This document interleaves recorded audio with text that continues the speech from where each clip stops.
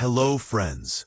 जैसे कि आप सब जानते ही है कि भारत कई बार बाहरी ताकतों का गुलाम बन चुका है, लेकिन अगर किसी बाहरी ताकत ने भारत को सबसे ज्यादा लूटा है तो वे अंग्रेज ही है।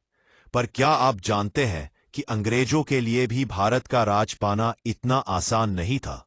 क्योंकि जिस समय अंग्रेज भारत आए थे उस समय भारत पर मुगलों का राज था, और मुगल उस दौर में इतने ताकतवर थे कि यह आप इस बात से जान सकते हैं कि कई कोशिशों के बाद भी अफगान से लेकर मराठा और राजपूत तक मुगलों को हरा नहीं सके। पर जब इसी दौर में भारत की धरती पर अंग्रेजों ने कदम रखा तो उन्होंने मुगलों को भी अपना निशाना बना ही लिया, जिसके पीछे उनकी अच्छी खासी रणनीति भी थी, जो उस समय इतनी नई और प्रभावी साबित हुई कि कुछ दशकों के संघर्ष में मुगलों ने अंग्रेजों के सामने घुटने टेक दिए। आखिर अंग्रेजों की वही कौन सी रणनीति थी और मुगलों की वो कौन सी कमजोरी थी जिसे पकड़कर अंग्रेजों ने मुगलों पर जीत हासिल की? आइए जानते आज की इस वीडियो में, इसलिए वीडियो के अंत तक बने रहिए। यह समय था 16वीं सदी के आखिरी साल का, और उस वक्त भारत इतना अमीर था कि पूरी दुनिया का 1/4 एक्सपोर्ट भारत करता था। कहीं न कहीं यही कारण था कि पूरी दुनिया भारत को बड़े गौर से देख रही थी। उस समय भारत को सोने की चिड़िया कहा जाता था।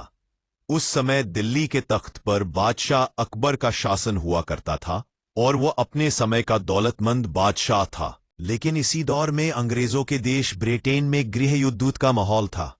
उस समय ब्रिटेन पर रानी एलिजाबेथ एक का राज था। युद्धों की वजह से ब्रिटेन की आर्थिक हालत ठीक नहीं थी।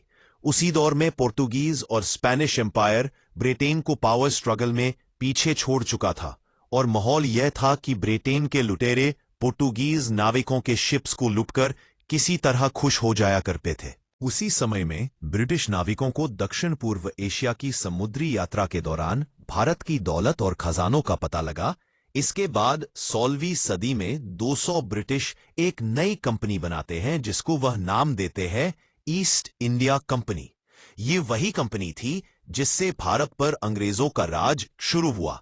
इस कंपनी को महारानी का भी सपोर्ट था। अब बात भारत की करते हैं तो अब तक बादशाह अकबर भी मर चुका था और जहांगीर को नया मुगल बादशाह बनाया गया था। इसी के साथ 1608 में कैप्टन विलियम हॉकिंस सबसे पहले सूरत में अपनी कंपनी के व्यापारी जहाजों के साथ आते हैं। भारत में नई कंपनी यानी ईस्ट इंडिया कंपनी बनाने की घोषणा करते हैं। अपने इस व्यापारिक चोले पहने हुए हॉकिंस और थॉमस रॉब्स जहांगीर के दरबार में जाते हैं और उसको अच्छे अच्छे तोहफे देकर, उसको व्यापारिक फायदा बताकर वह उससे व्यापारी का प्रस्ताव देते हैं।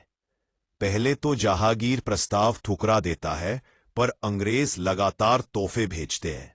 क्या जहांगीर यह प्रस्ताव स्वीकार करता है? ये जानने के लिए पार्ट 2 का वेट करें। Thank you for watching this video.